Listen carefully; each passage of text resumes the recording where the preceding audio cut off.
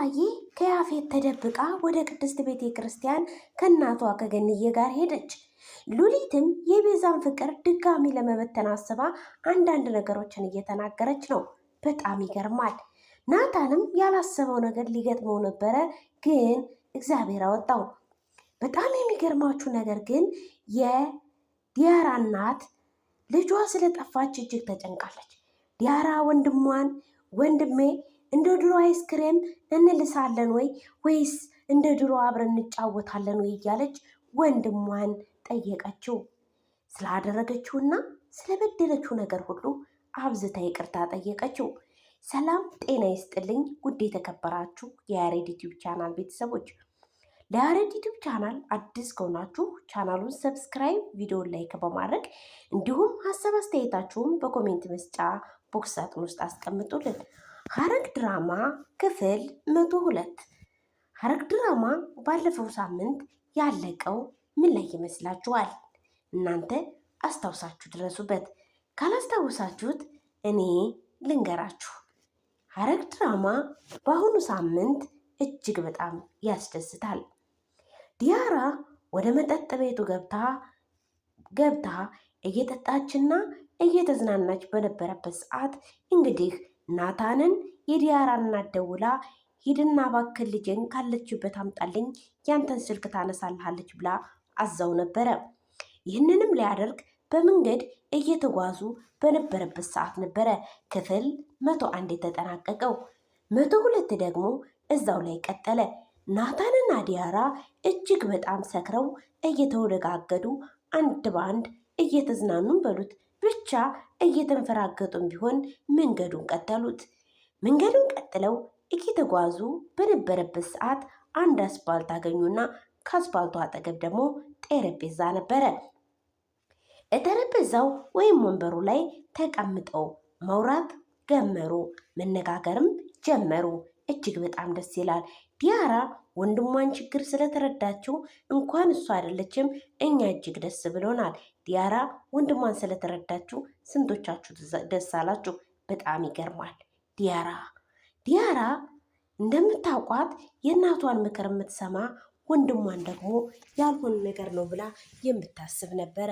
ግን እሷ ባላሰበችውና ባልጠበቀችው መልኩ እናቱን ለምን እንደሚጠላ ከእናቱ ለምን እንደሚርቅ አሁን ተረድታለች። ምክንያቱም የዲያራ እናት አባቷ ሕይወቱ እንዲያልፍ ያደረገች እናት ነች። ይቺ እናት ምንን ታመለክታለች? እኔ በሕይወት ዘመኔ እማየው የአባት እንጂ የእናት እንደዚህ ጨካኝ በሕይወት የማይቻል አቅም። እናት እጅግ ሩህሩህና ደግና አዛኝ ልብ አላት። እናት ከምንም በላይ ናት። እጅግ በጣም የሚገርመው ግን የዲያራ እናት በተቃራኒው ናት።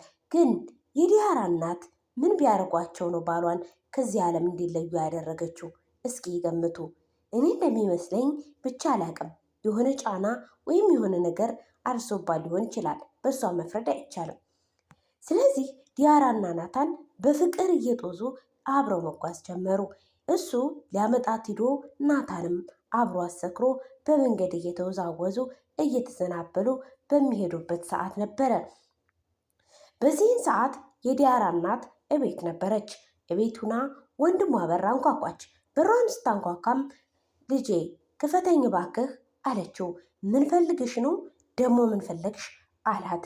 እጅግ ተበሳጭቶ እየተናገረ በነበረበት ሰዓት እባክህና እናግርህ እህትህ ጧት የወጣች እስካሁን አልተመለሰችም ስትለው እሱም የእህቱ ነገር አይሆንለትም እና ብድግ ብሎ ተነስቶም እንዴት ምን ተናግረሻት ነው? የሆነ ነገር ማርገሻት ነው እንጂ እሷ ከዚህ ቤት አትጠፋም አለ። እሱም ይህንን ካለ በኋላ እስኪ አሁን ሌላውን ተውና እስኪ ደውልላት፣ ለአንተ ልታነሳለት ትችላለች አለችው። የዚህን ሰዓት ከናታን ጋር እየተላፋች ነበረ። ወንድሟም ስልክ ደወለላት። ወንድሟም ስልክ እንደደወለላት እስቲ በአከተው የመለፋቱን ስልክ ተደወለ ሌላ አንሳ ስትል ወንድሜ እያለች እጅግ ልብ በሚያንጠለጥል መልኩ መናገርና መጠየቅ ጀመረች። ወደውኑ ናታን ይህንን ስትል አንደኛ የእህቱ የጽዮን ነገር ትዝ አለው፣ ሁለተኛ የኤፍራታ ማንነት እጅግ ደስ አለው። ይህንን እየተባባሉ በነበረበት ሰዓት እየተነጋገሩ በነበረበት ሰዓት ወንድሜ እባክህ ትወደኛለህ? እኔ በጣም ነው የምወድህ ወንድሜ ደሞ አንደበቷ ሲጣፍጥ ውይ የዲያራማ ኧረ ስንት ነገሯ፣ ፈገግታዋ፣ ድምጿ፣ አነጋገሯ ለወንድሟ ያላት ፍቅር ጥልቅ ያስታውቅባታል። እናት አደለች። እናቷን የምትመክራትን ሰምታ እሷም ትንሽ ከወንድሟ ርቃ ነበረ። ነገር ግን እሷ አሁን ላይ እጅግ ወንድሟን ተረድተዋለች። ምክንያቱም ወንድሟ ከእናቷ የሚርቅበትን ምክንያት አሁን ከብዙም በጥቂቱም በደንብ አድርጋ ጥንቅቅ አድርጋ አውቃለች። ዲያራ እጅግ አስተዋይ እንደሆነች ይታወቃል።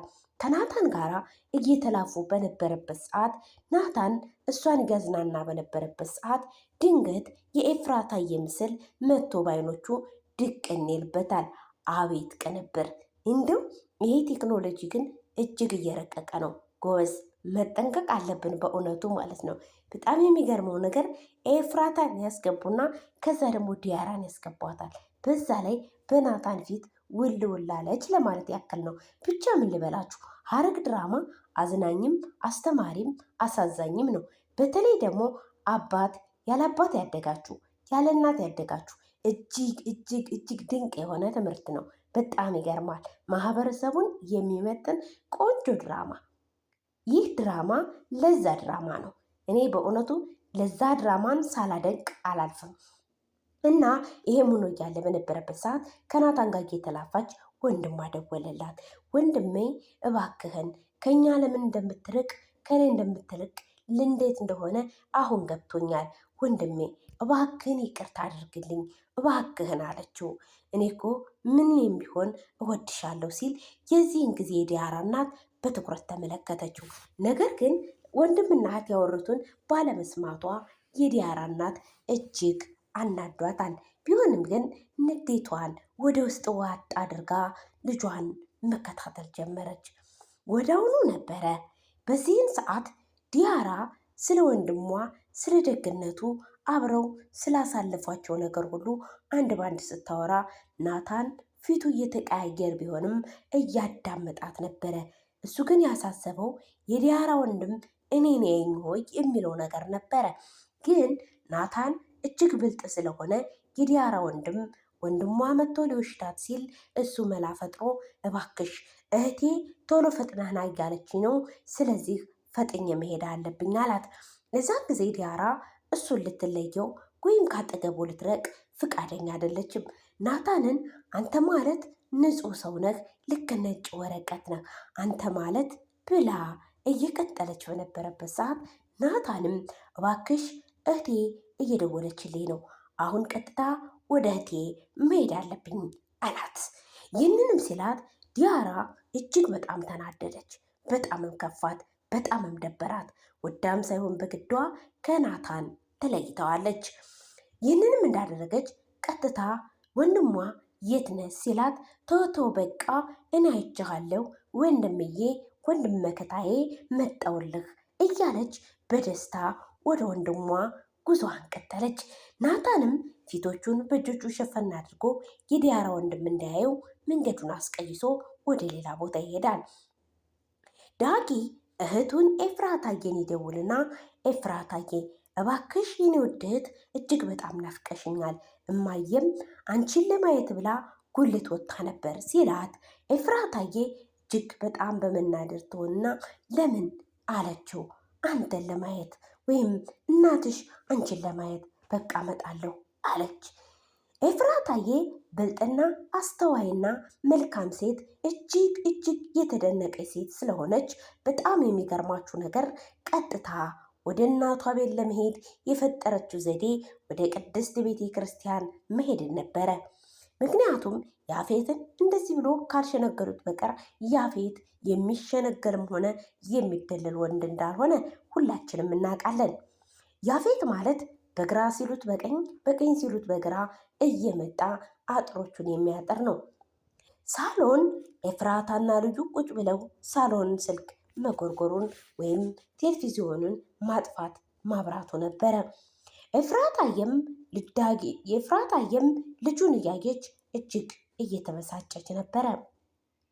እጅግ እየተበሳጨች ቢሆንም ነገር ግን የውስጧን በውስጡ አድርጋ ወደ ውጭ ትወጣና ስልክ ታናግራለች። ወደ ስልክ ስታናግር ነይና የምርመራው ውጤቴ መቼም እርግጠኛ ነኝ ያላንቺ የዚህን ምርመራ ውጤት ያላንቺ ማንም ሰው ማየት እንደሌለበት ተስፋ አለኝ አላት። እሷም በሀሳቡ ወይም በንግግሩ ተስማማና ኦኬ ትለዋለች። ይህንንም ካለችው በኋላ ቀጥታ እስቲ አሁን ዳጊን እመጣለሁ ብየዋለሁ፣ አሁን እንዴት ብዬ ነው ወደ እነሱ ቤት መሄድ የምችለው ብላ ስታስብ እጅግ ልቧን የሚያስደስት ሀሳብ ከአይምሮዋ ላይ ፍልቅ አለላት።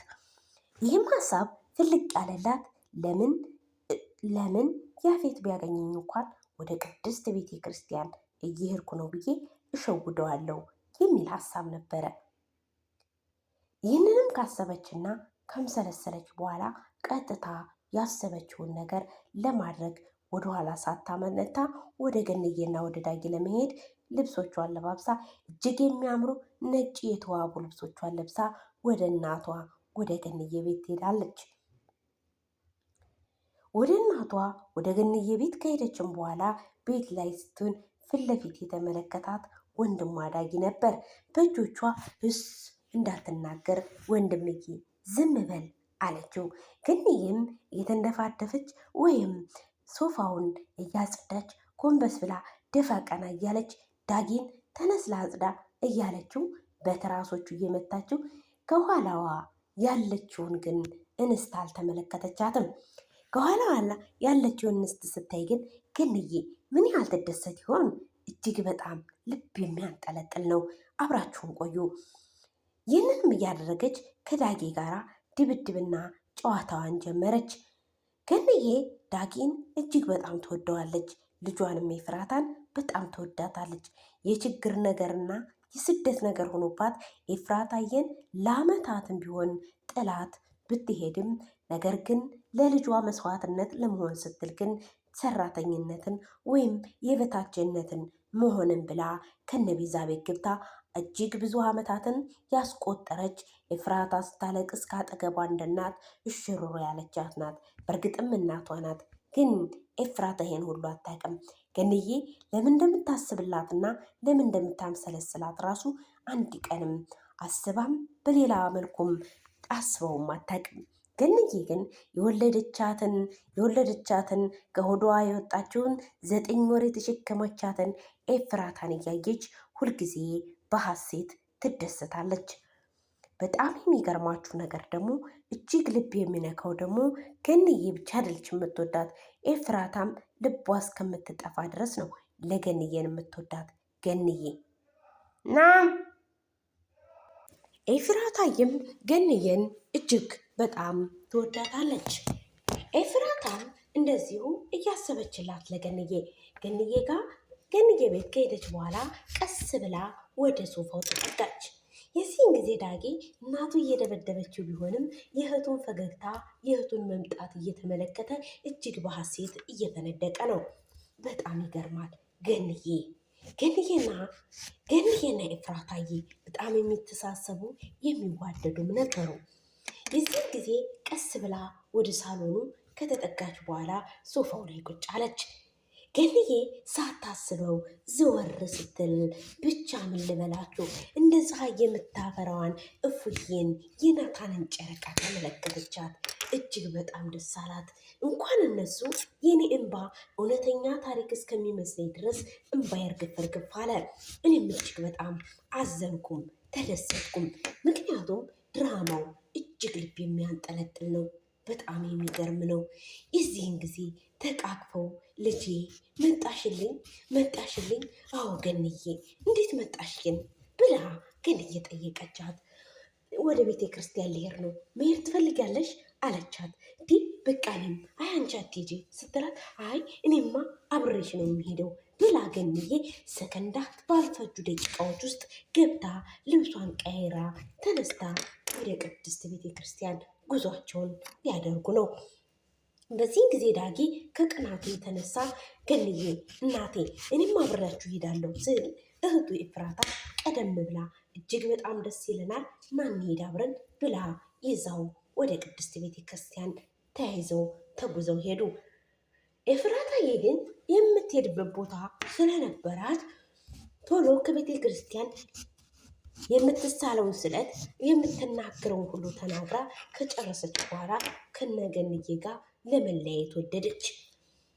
ወደ አሁኑ ከቤተ ክርስቲያን ከተመለሱ በኋላ እሷ ወደ እነ ያፌት ቤት የምትሄድ አስመስላ መንገዷን ለመቀየር ስትል እነሱ ትንሽ እስከሚራመዱ ጠበቀችና ወደ ግራ ወደ ቀኝ እየተመለከተች ቀጥታ ወደ ሐኪም ቤት ወይም ወደ ዶክተር ውጤት ነበረ የተጓዘችው። ይህም እየተጓዘች በነበረበት ሰዓት ነበረ ቤዝዬ የድሮ ከሔዋን ጋር አንድ ጎረምሳ ተሳድበው አብረው እየሮጡ ያመለጡትን ትዝታ የሆነ አስፋልት ላይ ቆማ ማስታወስ ጀመረች። አሁን ላይ ቤዛ እየረበሻት ያለው የሔዋን መጥፋት ነው። በአሁን ላይ ሔዋን የት እንዳለች ብታውቅ ቤዛ ምን መወሰን እንደምትችል ራሱ አላወቀችም። ቤዛ እጅግ አሁን ላይ አስተዋይና ቅን ሴት ሆናለች። መጀመሪያ ላይ እንኳን አይደለም ድራማው ላይ እኛ ራሱ ጠልተናት ዓይንሽን ላፈር ያልንበት ጊዜ ነበረ። አሁን ላይ ግን የድራማው ድምቀት የሰው ሁሉ ፍቅር የሆነችው ቤዛ ናት። ቤዛ አሁን ላይ ለሁሉ ሰው ታስባለች። ለሁሉ ሰው ጥሩ አመለካከት አላት። ይህም አመለካከቷ አሁን ላይ በብዙዎች ዘንድ እያስወደዳትና ድራማውም እያማረና እየደመቀ ነው። እስካሁን ከቲያትሩ ወይም ከተሰጣቸው ብቃት ውስጥ ያልተቀየረ ቢሆን የሉሊት ኃይለኝነትና የሉሊት መልካም ያልሆነ አስተሳሰቧ ብቻ ነው። ከዛ በተቀረ ግን አንድ ባንድ ሁሉም እያሻሻሉና ቆንጆ እያደረጉ እንደመጡ ሁላችንም ተመልክተናል። አሁን ላይ የያፌትና የሉሊት መጨረሻ ምን እንደሚሆን ሁላችንም ያሳስበን ይመስለናል። ይህንን ካለች በኋላ ሁሉን ነገር አስተሳስባ ከጨረሰች በኋላ ቀጥታ ወደ ፍቅረኛዋ ነው ስልክ መደወልን ያመዘነችው። ወደ እጮኛዋ ስልክ ከደወለች በኋላ አሁን ምን እናድርግ ስትል ጠየቀችው። እሱም ፎቶዋን አድርገን አባስተን ለምን የአፋልጉኝ ጥያቄ በየቦታው አንለጥፍም ይላል። ይህንንም ሲላት እጅግ በጣም ጥሩ ሀሳብ ነው ብለው ተስማምተው ጨረሱ። በስልክም አውርተው ጨረሱ። ይህንን እየተባባሉ ከጨረሱ በኋላ ቤዛ ቤቷ በነበረችበት ሰዓት ወይዘሮ ሉሊት ስለ ድሮ ፍቅረኛዋ መልካም ያልሆነ ንግግር መልሳ ትነግራታለች። ይህንንም ስትነግራት እሷ ምንም ባትሰማትም እያሾፈች ቢሆንም እዚህ ላይ በምስሉ ላይ እንደምትመለከቱት ጥሩ ባልሆነ አመለካከት ወይም በተቃራኒ አመለካከት እየተመለከተች ነበረ መልስ ስትመልስላት የነበረው። ሉሊት ግን አዎ አበጀሽ፣ ጎበዝ፣ ጀግና ነሽ ያለቻት ይመስል እሷ መውራቷን ቀጠለች። ኧረ እባክሽ ልሰማሽ ፈልገሽ ነው ግን ለልጁ ያልሆነ ነገር ነግረሽው ከሆነ እኔ አንቺን አያድርገኝ ስትልም ቤዛ አስጠንቅቃ ነግራታለች። እሷም ይህንን ስትላት ሁላችሁም እያስፈራራችሁ እኔ ምን ልታደርጉኝ ነው ያሰባችሁት እያለች ሉሊትም ማምሰልሰል ጀመረች። ሉሊት በህይወቷ ያላት ኑሮ ሁሉ ነገር ማመላለስና ከዚህ እያምታቱ አንዱን ከአንዱ ማባላት ነው የጀመረችው። ውድ ቤተሰቦቻችን ሐረግ ድራማ ላይ ምን እንደተማራችሁ እስኪ ሁላችሁም ኮሜንት ላይ አስቀምጡልን። ሐረግ ድራማ ላይ እኔ የተማርኩት ቢኖር ክፉ ሰው እንዳለ መልካም ሰውም አለ፣ መልካም ሰው እንዳለም በተቃራኒውም አለ። አንዳንድ ጊዜ ወደማንፈልገው ቦታ የሚያስገቡን ጉዳዮችና ነገሮች ሊኖሩ ይችላሉ። እነዛን ነገሮች ግን ማለፍ የምንችለው በእግዚአብሔር ፍቃድ ነው። ከእግዚአብሔር ውጭ ማንም ሊረዳን አይችልም። ስለዚህ ሁላችንም ጉዟችንም መንገዳችንም አካሄዳችንም ከእግዚአብሔር ጋር ይሁን። እግዚአብሔርን የያዘ ወድቆ አይወድቅም። ማንኛውም የእምነት ተቋም ይሁን ወይም የእምነት አባል ይሁን ሁሉም በእምነቱ ጸንቶ ጊዜውን ማሳለፍ አለበት። ይሄ ጊዜ እጅግ አስከፊ ነው። በእውነቱ የመጨረሻው ዘመን እየደረሰ መሆኑንም የሚያመለክት ነው። በተለይ እኛ በስደት ሀገር በስቃይ በመከራ ያለ ነው ለፍተን እንዳለፋን ደክመን እንዳልደከም የሚያደርጉን ብዙዎች ሳይሆኑ እጅግ ጥቂት ከሚባሉት ቤተሰቦች ውስጥም አይደለንም። እጅግ ብዙ ከሚባለው ቤተሰብ ውስጥ የብዙዎቻችን የላባችን የደሞዛችን የሁላችን ነገር እያለቀ እየጠፋብን እንዲሁም በዛ ሲባልም ራሳችን እያጠፋን የምንገኝበት ቀን ነው። ግን እኮ እኛ ስላልገባን ነው እንጂ ቀን አልፎ ጊዜ ተሻግሮ እኮ ያም ቀን እንደሚያልፍ እናውቃለን። ግን በሰዓቱ እጅግ በጣም ስለምንናደድ ወይም እጅግ በጣም ስለምንበሳጭ ብዙዎቻችን እንደዚህ አይነቱ ፈተናዎችን እጅግ እያስተናገድ እንገኛለን። ግን እኮ እግዚአብሔር አምላክ ለእኛም ቀን ያወጣልናል። ሁላችሁም በያላችሁበት የዓለም ዳርቻ ሰላማችሁ ብዝት ይበል። አሁን ብዙ ማለት ወይም ብዙ መናገር ወይም በዚህ ድራማ ላይ ብዙ ማብራራት አላቃተኝም። ነገር ግን ሰውዬ እየጠራኝ ስለሆነ እዚህ ላይ ላቆመው ተገድጃለሁ። ውድ የቻናል ቤተሰቦች ሰላም፣ ጤና፣ ፍቅር ተመኘውላችሁ። ይህ የያሬድ ዩቲዩብ ቻናል ነው። የያሬድ ዩቲዩብ ቻናል ግን አዲስ ከሆኑ ቻናሉን ሰብስክራይብ፣ ቪዲዮን ደግሞ ላይክ በማድረግ እንዲሁም በኮሜንት መስጫ ቦክስ ሳጥኗ ውስጥም ሀሳብ አስተያየታችሁን አስቀምጡልን። እንወዳችኋለን፣ እናከብራችኋለን። በያላችሁበት የዓለም ዳርቻ ሰላም፣ ፍቅር፣ ጤና ተመኘንላችሁ። ክፉ አይንካችሁ፣ መልካም ነገር ወደ እናንተ ይቅረብ። እንወዳችኋለን፣ እናከብራችኋለን። ውድ የቻናላችን ቤተሰቦች አዳዲስ የሆናችሁ ኮሜንት አስቀምጡልን፣ እንመልሳለን። ሰላማችሁ ይብዛ። ሁላችሁም ጠንክሩ፣ አይዟችሁ። ለሚያልፍ ቀን ታገሱ።